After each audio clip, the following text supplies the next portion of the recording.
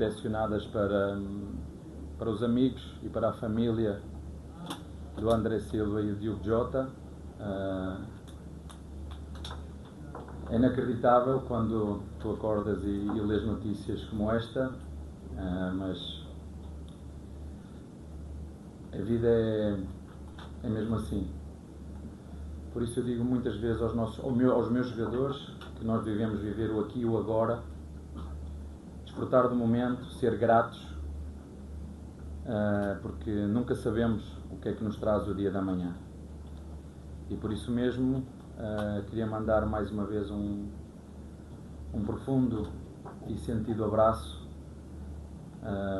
à sua esposa, aos seus pais e a todos os amigos mais próximos destes dois atletas.